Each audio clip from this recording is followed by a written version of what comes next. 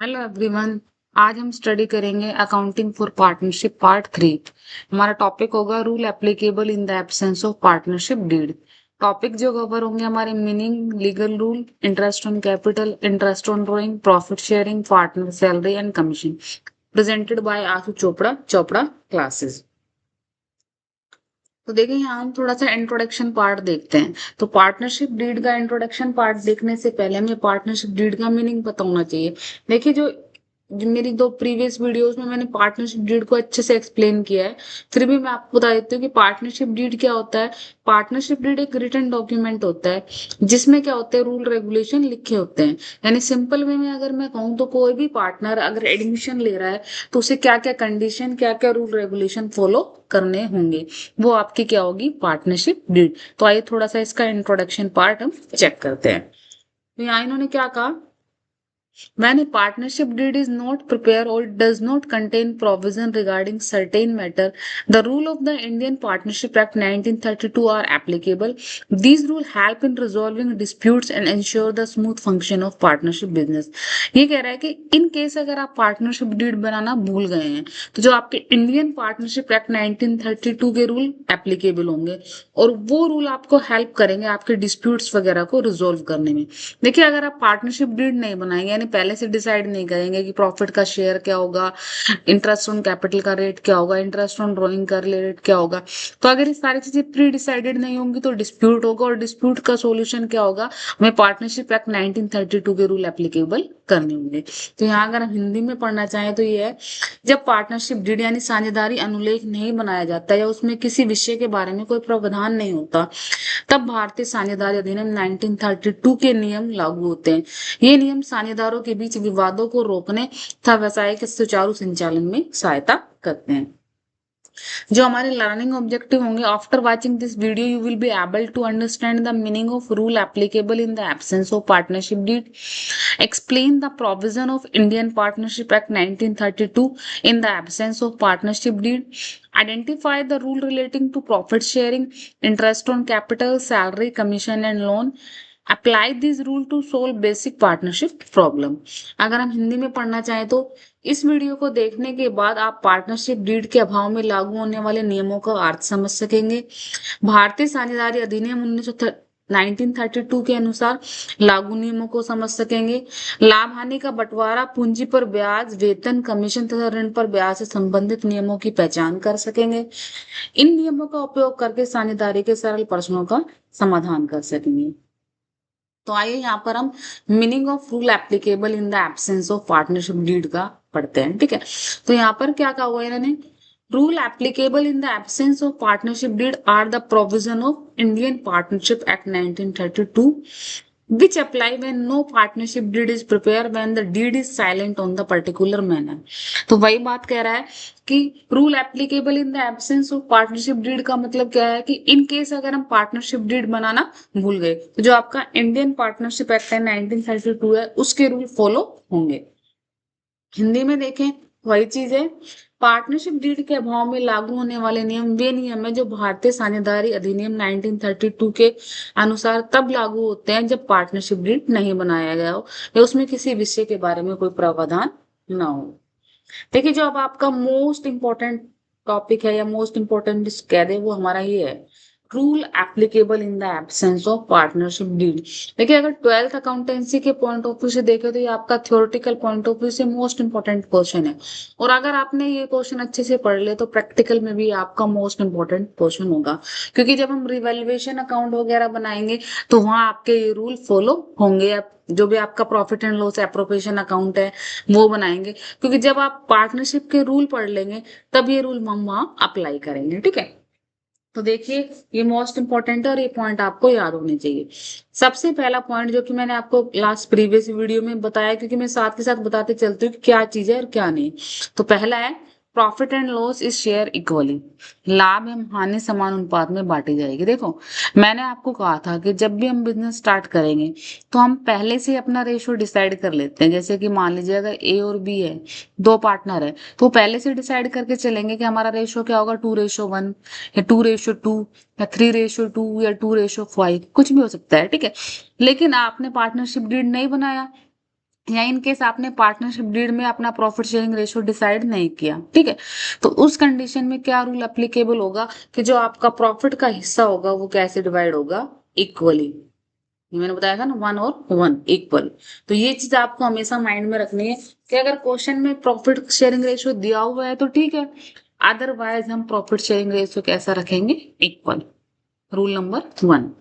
और रूल आपके most important है। सेकंड आपका, नो इंटरेस्ट ऑन कैपिटल। देखिए मैंने आपको कल बताया था जब पार्टनरशिप डीड हमने पढ़ा था कि पार्टनरशिप डीड में पहले से बताया जाएगा कि इंटरेस्ट ऑन कैपिटल दिया जाएगा या नहीं। और इंटरेस्ट ऑन कैपिटल के बारे में सिंपल रूल है, अगर कहा हुआ है तो दे दो, अदरवाइज हमें देने की रिक्वायरमेंट नहीं है, सिंपल है। देखिए प्रॉफिट शेयरिंग रेशियो का तो आपको डिसाइड रखना है, प्रॉफिट शेयरिंग रेशियो कैसे होगा, इक्वल। इंटरेस्ट ऑन कैपिटल कह रखा है तो देना है, अदरवाइज हमें नहीं देना। No salary to partner, partner के सैलरी के बारे में भी ये रूल फॉलो होगा, कहा हुआ है तो उतनी सैलरी दे दो, अदरवाइज नहीं देना, ठीक है। जैसे उन्होंने लिखा हुआ है पूंजी पर कोई ब्याज नहीं मिलेगा, साझेदारों को कोई वेतन नहीं मिलेगा, कह रखा है तो देना है, अदरवाइज हमें नहीं देना। No commission to partner, commission के बारे में भी अगर कहा हुआ है तो देना है, अदरवाइज हमें नहीं देना। अब जो हमारा मोस्ट इंपोर्टेंट आता है पार्ट, वो आता है आपका इंटरेस्ट ऑन लोन, जिसके बारे में बच्चे ज्यादातर गलती करते हैं, ठीक है। देखिए ये तो हमें याद रहता है इक्वल बांटना है, इंटरेस्ट ऑन लोन के बारे में थोड़ी सी कंफ्यूजन रहती है। देखिए इंटरेस्ट ऑन लोन, ठीक है, अब इंटरेस्ट ऑन लोन की या तो आपको रेट गिवन होगी कि मान लीजिए पार्टनर ने लोन लिया हुआ है तो कितने लोन पर इंटरेस्ट कितना होगा। इन केस अगर पार्टनरशिप डीड इसके बारे में साइलेंट है, साइलेंट का मतलब कुछ भी नहीं कह रखा, आपको क्वेश्चन में लोन तो दिखा रखा है, ठीक है, लेकिन इंटरेस्ट की रेट नहीं दी हुई, रेट नहीं दी हुई तो आपको माइंड में रखना है, अगर नहीं कहा हुआ तब भी हमें 6% इंटरेस्ट ऑन लो पे करना ही करना पड़ेगा। तो ये आपका मोस्ट इंपॉर्टेंट है। देखिए इसको स्टडी आपको अच्छे से करना है, क्योंकि अब आपको थियोरटिकल लग रहा है, थ्योरी में आप लिख भी दोगे, लेकिन जब आप प्रैक्टिकल सोल्व करने बैठोगे और आपकी एक छोटी सी मिस्टेक हो गई, अब मान लो आप भूल जाओ, आप सोचो कि लोन के बारे में इंटरेस्ट रेट तो दे नहीं रखा तो हमें क्यों देना है, लेकिन नहीं, आपको याद रखना है कि क्वेश्चन में कहा हुआ हो चाहे ना कहा हुआ हो, हमें रेट ऑफ इंटरेस्ट कितना देना पड़ेगा, 6%, और वो भी इंटरेस्ट ऑन लोन। कैपिटल वगैरह में मिक्स मत कर देना, only interest on loan.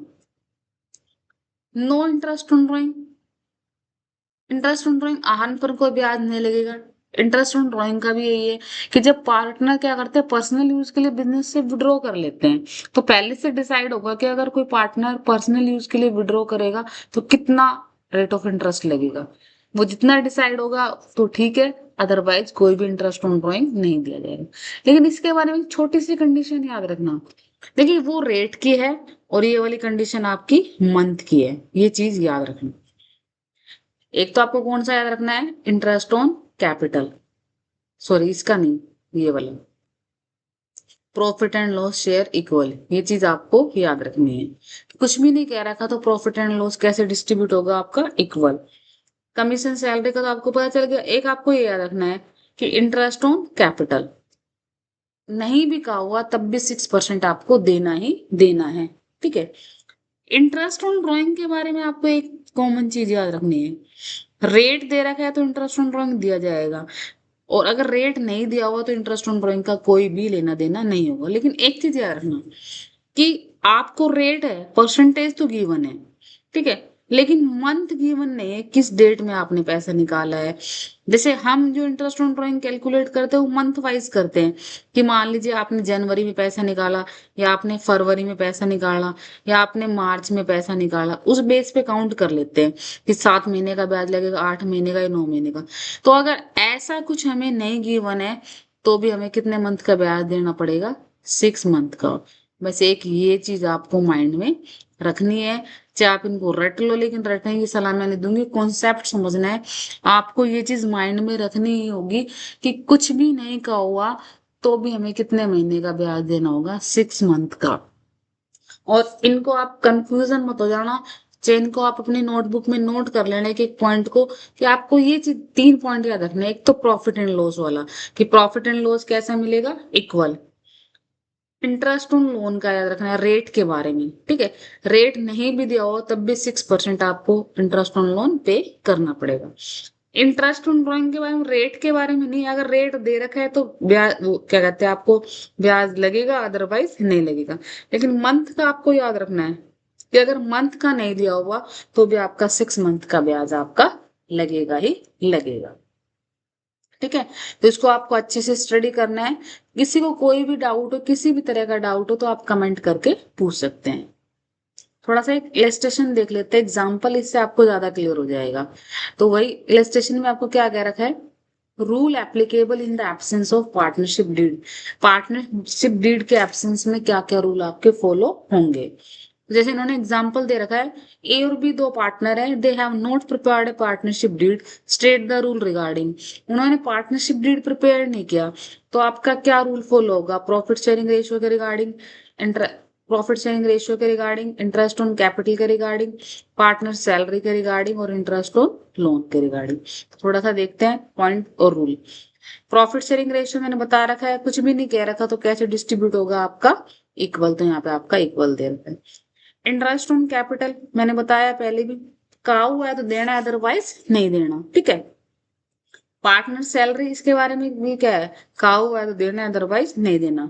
Interest on loan मैंने बताया था, नहीं भी कहा हुआ तब भी आपको 6% रेट ऑफ इंटरेस्ट देना होगा। इसमें आप एक इंटरेस्ट ऑन ड्राइंग वाला भी ले सकते हो। इंटरेस्ट ऑन ड्राइंग के बारे में सिर्फ ये याद रखना, रेट और डेट, आर और डी, कंफ्यूज मत होना, आर और डी। रेट नहीं दिया हुआ तो नहीं लगेगा इंटरेस्ट। ठीक है, अगर डेट नहीं दी हुई तो भी हमें कितने मंथ का ब्याज देना पड़ेगा, भैया आपको 6 मंथ का ब्याज देना ही देना होगा। ये चीज आपको माइंड में रखनी है। अच्छे से स्टडी करना, कोई भी डाउट हो किसी भी टाइप का, क्योंकि जब हम न्यूमेरिकल पोर्शन स्टार्ट करेंगे ना, तो फिर मैं आपको इसी का एग्जांपल दूंगी प्रीवियस वीडियो, फिर आपको प्रीवियस वीडियो दोबारा देखनी पड़ेगी। इससे अच्छा आप एक बार में ही अच्छे से समझ जाओ, ताकि इन फ्यूचर आपको कोई भी प्रॉब्लम ना आए।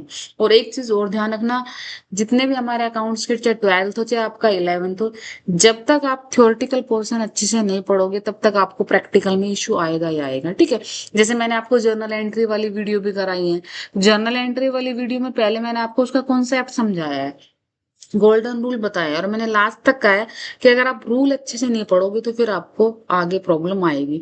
इसी तरह जो मैं आपका पार्टनरशिप है, पार्टनरशिप का भी मैंने बेसिक स्टार्ट किया है, क्योंकि जिस बच्चे को बेसिक्स में इशू रहेगा उसको आगे तक इशू रहेगा। जैसे मान लो अगर आप बचपन में कोई चीज नहीं समझ पा रहे, तो आगे तक वो प्रॉब्लम आपकी कंटिन्यूटी में रहती है। ठीक है, तो अगर आप बेस क्लियर कर लेंगे, बेस आपका अच्छा हो जाएगा, तो आगे आपको कोई भी इशू नहीं आएगा। क्विक रिवीजन कर लेते हैं।